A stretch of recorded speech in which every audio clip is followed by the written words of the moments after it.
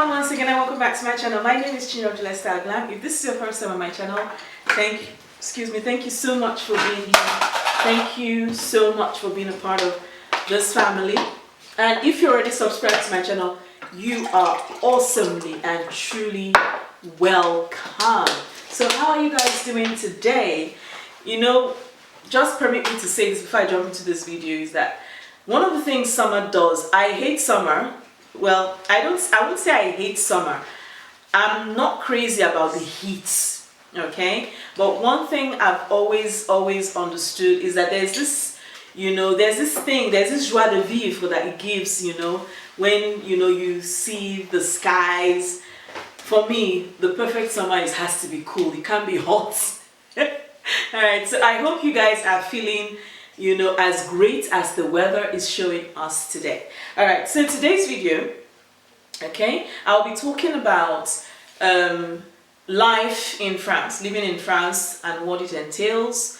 I think, the things that I enjoy about France, what I have grown to love, what I still hope will change, and the things that I hate, and it's unfortunate, but when you stay in a country and you're expecting something, you're just crossing your fingers and hoping against hope that things are going to just change. All right, but we're not going to dampen, or we're not going to put a damper on this video. So let's get right up into it. So yes, as you all know, I live in France. I live in one of the cities here in France. And living here, it got me, first of all, I will tell you guys that when I first came here, I could not speak a word of French, with very horrible French teachers at school. You guys from Nigeria can attest to that. I remember the only good French teacher I ever had was in primary school, and he was amazing. His accent, everything, he just got it to the T, everything was just, he was clear when speaking, but then going into secondary school, college, I always ran away from the class. Well, lo and behold, it's a language that I've always loved. I always wanted to learn it. So finding myself here, it was a challenge. I was like, okay, this is a challenge for me, to be able to up my game in, speaking French. Mind you, I've stayed in other countries in Europe, and, one thing I would tell you is, when I got to, this country, because in other countries in Europe, you always get people that speak English. You could walk into an office and you're looking for information, or you're seeking something, you will get someone that's going to be able to, converse with you, in the language you're speaking, that's English, aside from Dutch and co. So you can imagine how I felt when I came here, and most of the people who you speak with, you speak English to them and everyone is looking at you like you're dumb, and don't get me wrong, I got that they spoke French, but what was a very bad impression for me was the attitude, they carried out towards what's that language, I sensed that. And truthfully, you guys, I cried. I cried because there was this day I had to go to a restaurant with my husband, and I could not, for the love of me, get someone who could direct me to the restaurant. And this restaurant is a restaurant such that, you make reservations, people go there, as in their food is that good, and boom, you miss your reservation, that's it, So I was so mad, and I was so angry, and I just broke down and started crying, So yeah, but then, I didn't take that as a defeatist thing. I took it as a challenge, One of the things I love about summer is being able to eat fruits. Lots of fruits, especially the ones you won't see, at the time. So,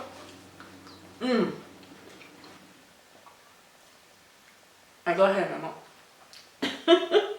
Right. One of the things, for me, it was a challenge. It wasn't a deal breaker for me. It was a challenge. So being able to speak French for me, like I said, it's an ongoing thing. It's an ongoing thing because for French people, as a foreigner, you never speak French well enough. You can't. Even if you have the degree, even if you've gone to school, you never speak French well enough, and that's one of the bad things about this country. So first of all, I don't want to put a damper on the whole thing. Let me start with what is good about France. So I remember that while I was here, one of the things that I enjoyed and actually helped me in speaking was my love for comedy. Now, being a Nigerian and growing up with the likes of AY, Alibaba and co, you can imagine how I felt when I was able to come in, and I was actually I would say worried. I was a little actually like, what was French comedy like? Mind you, I couldn't speak or understand the language for shit. But then for me it was a challenge, and I wanted to do it. As in, I took it upon myself. So then, after I had my baby, I recall I would sit out late at night after my baby has gone to bed, and I'll now be watching. I'll be watching the comedy skits. So I fell in love with French comedy way before anyone could tell me anything about falling in love with anything good in this country, because it's hard to fall in love with anything good in this country. But I fell in love with them. I fell in love with the likes of Stefan. I knew what are their names? I have some of their names here. Stefan Russo. The guy his comedy was just totally out of this world. Then I fell in love with the likes of Frank Dubosc. Then Elie Simon, and we had the likes of I can't remember his name again. He's actually tried a stint in the US. I can't remember his name. So those were the people that actually got me and said, okay, listen, I have to look for a good thing about this country, and comedy is one of them. One of the why I say they're comedy is because French comedy is actually in a way, to use the word, unadulterated. It's very original. It's French, and they tend to make joke and fun of the things that adolescents go through. Things that, okay, there's this guy that does his theme most of the time. His topics in comedy has always been adolescents. So they talk about what adolescents go through. They talk about the lives of a man and a woman, things like that, the midlife crisis, what it's like to go after a woman, things like that. So it's very original. I have to give it to them on that one. Another thing I learned to love in France is the food. Okay, so right now, okay, this is no shade to those who love to eat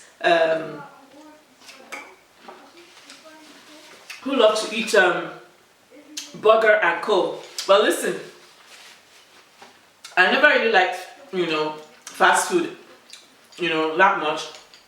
So coming here, I recall, because I'm Igbo, and one of the things I've always loved about being Igbo is the fact that vegetables are a very, very big part of our diet. I mean, especially in my home, you could not have rice without vegetables. Like, why are you? And I'm not talking. And for my mom, the vegetable, we're not doing carrot, we're not doing cabbage. No, we are doing ugu, green spinach. That kind of way. Those are vegetables I grew up. Oha. So even if you are eating rice, if it's oha that is on the menu, you eat oha with the rice. That was how bad, of course as kids we didn't like it, but growing up I began to appreciate it. So coming here, it was something I always looked forward to. You can't take me to McDonald's for shit. I can't even think of spending my money to buy stuff. Kebabs, I don't do kebabs, I don't do any of those things. So one of the things I fell in love with was French cuisine. The methods to their cooking, the tastiness of the food, I realized that in France, cooking is an art. The love you put into it, because you want to see the smile on your clients' faces at the restaurant. So for me, these things where I fell in love. And one thing, if you ever come into France, one thing I'll always tell you, please Don't bother going to restaurants that are touting Chinese and Cambodian or whatever run by French people. Go for, if you want to eat good food, go to a traditional French restaurant. This is a fact. If you want to eat good French delicacy, go to a traditional French restaurant. And I'm talking the rustic. That is where you're going to get good food at a very affordable price. Now, next thing I will tell you I love about France. I know French people, they are into the culture. I'm not big on their culture for a lot of reasons, because in their culture lies lots of racism. So I'm not big on their culture. But one thing I've always loved about, one thing I noticed the French people love is they are into the writing, and that's something that's passionate to me, because I'm a content writer, I write, I'm a blogger. So, you know, I'm very passionate to writing. So you notice that French people are passionate to writing, to poetry. They begin to teach kids poetry, you know, very early in school, literature, you know, stuff like that. So I'm crazy about literature as well. I love to read about, you know, things like that, you know. So yeah, literature is something that is very close to their heart. Writing, reading, and I love the fact that they imbibe the reading culture, because I grew up in the reading culture as well. You know, my parents started, especially my dad, started teaching us, grooming us to read when we were very, very young. I think I started reading from the age of 5. My dad would get newspapers, he would tell me, okay, sit down, read the newspaper for me or to me, you know, that kind of a thing. So after that, I became a lecturer in the church. So reading is me. I love to read, and I love to be able to transcript, you know, words or sentences. I even like to animate sometimes, you know, parents do that. I said with my people, I love to animate, you know, stories I read. So most times for me, it's like, you know, it's very, very, it's a world for me. It's another world I walk into when I have to do animation, when I have to do reading, and you know, stuff like that. These are things I love, and French people have it to the T. So if you're the type who loves, you know, the reading thing, the writing, this is one place you're gonna gain so much relevance. You know, you're gonna love it a lot. Now, another thing I learned to love in France is the fact that, you know, they tend to want to be helpful, you know. I don't know if it's the same in other parts of the world, but one thing I noticed here, you know, from the get-go, was the fact that most times, you know, when it came to volunteer work, they are people who tend to want to give a part of themselves away for a cause. I noticed that, you know. Another thing they do is they don't stop blowing up your phone. You know, I used to be a patron for Greenpeace. I used to, you know, for different organizations, and you get people who actually lend their voices to these things. It could be to help people, the needy, the poor. There are people who always tend to want to give a part of themselves away. So those are the things that you would say, yes, if you're coming to France, you look out for. Then of course, fashion.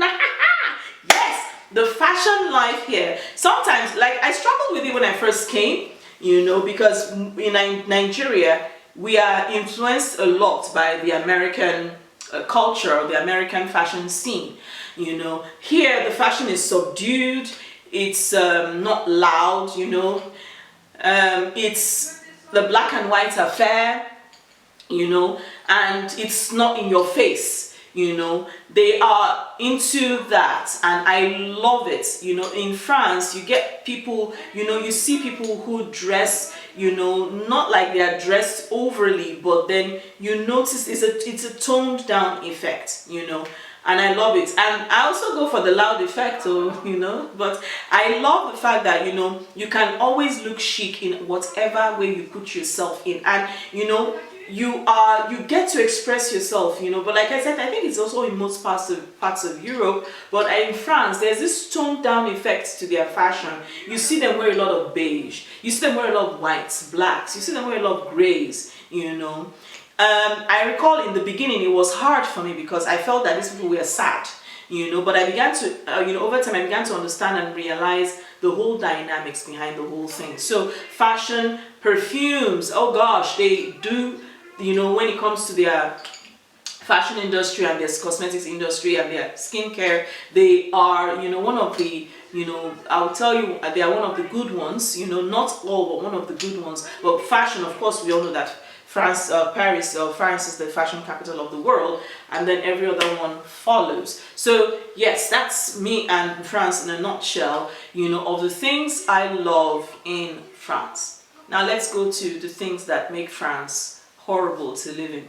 And I will not fail to go there, because now we are in the era of the BLM movement and we are talking about Black Lives Matter. Racism in France is very, very, very, very rampant, and if anyone tells you otherwise, it's a big fat lie. I'll not forget my cousin, who I invited to come over to see me after I had my baby. She told me she's never coming to France again, and I asked her why, and she said when she came here, and they were so rude to her. And that's one thing it's unbelievable how rude a set of human beings can be.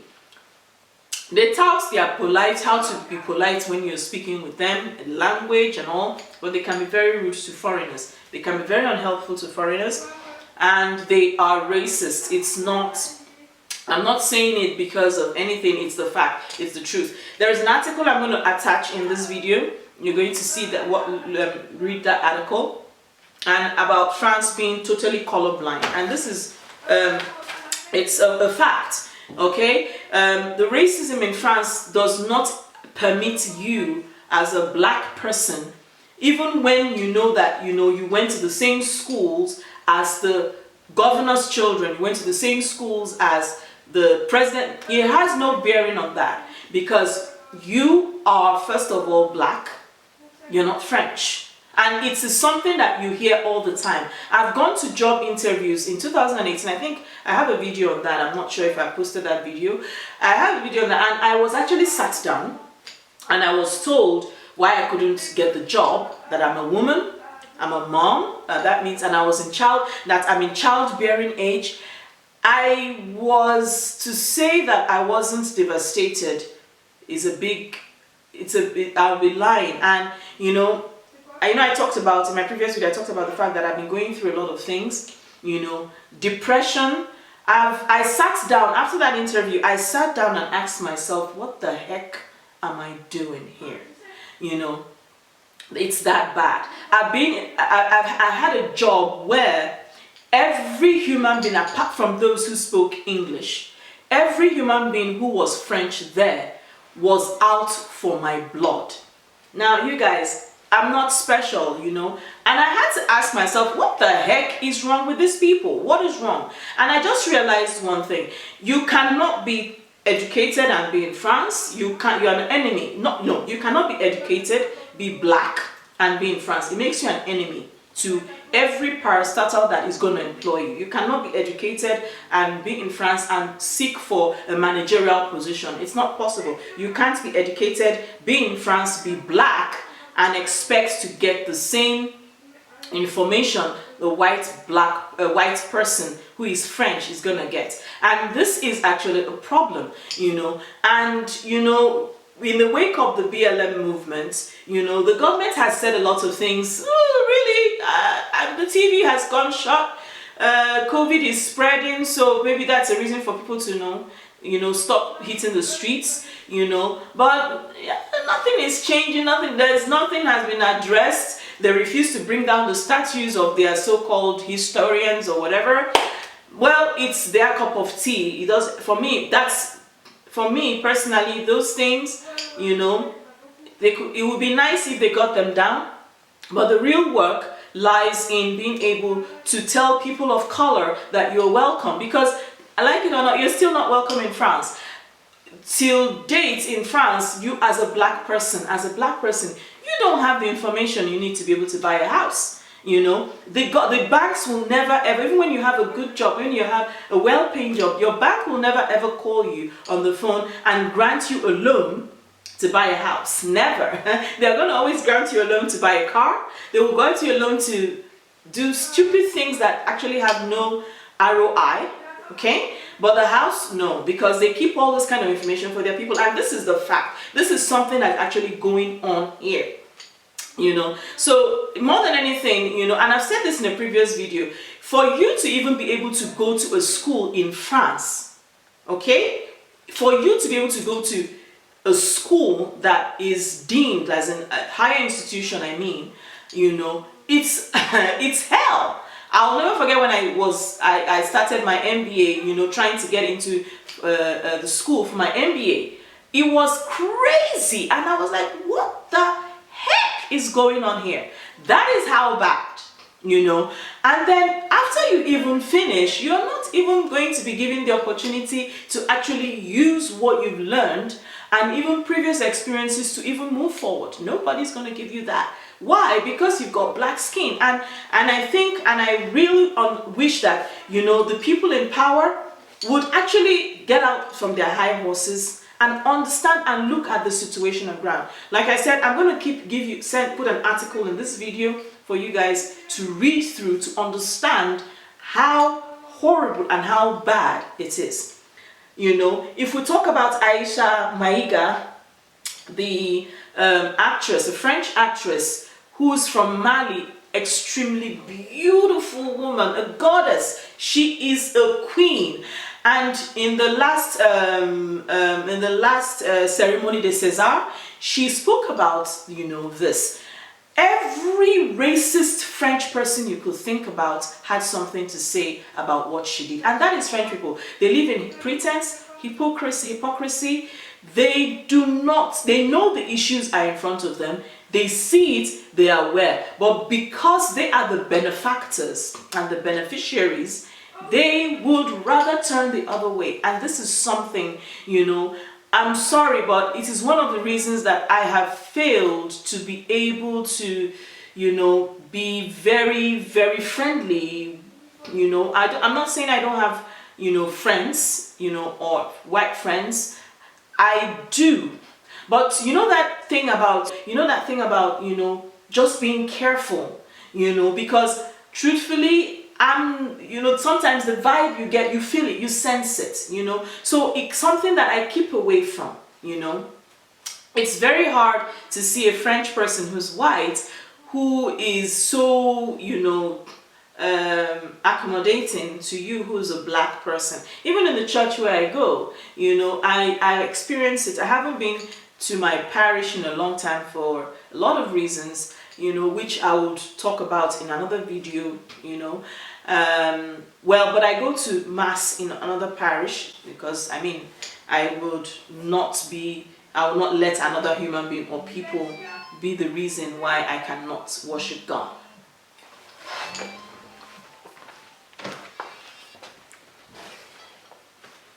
Hello?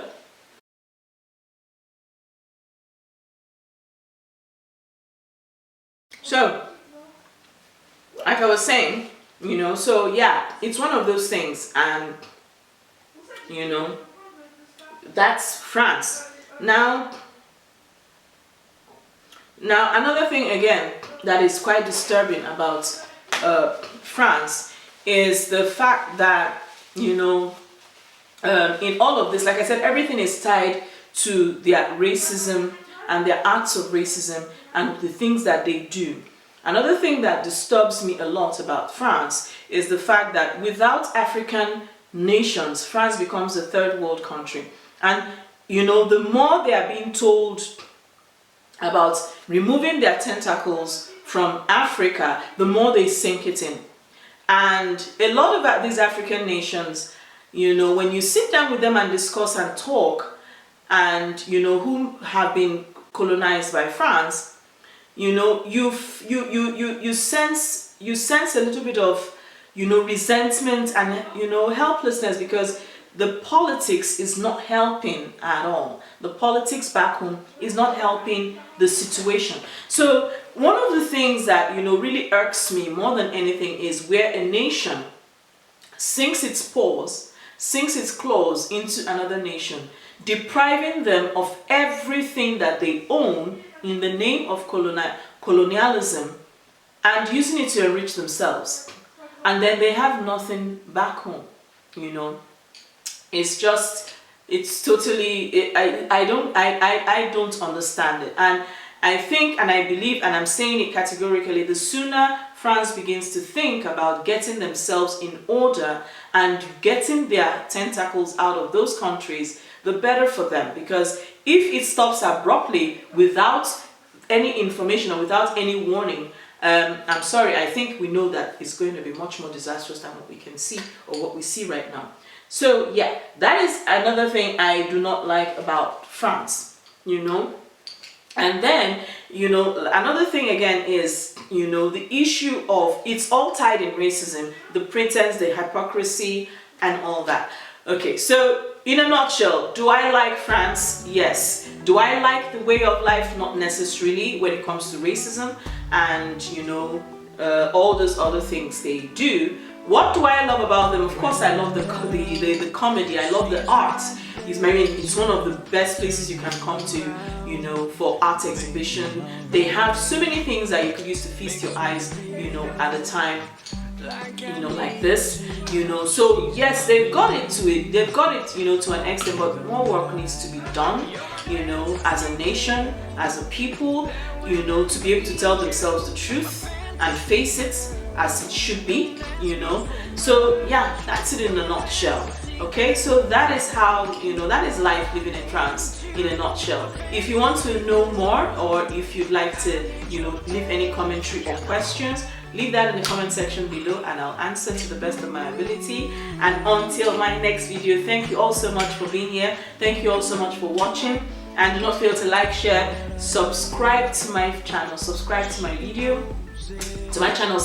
like this video, share this video, and until my next video, I love you all. Bye bye.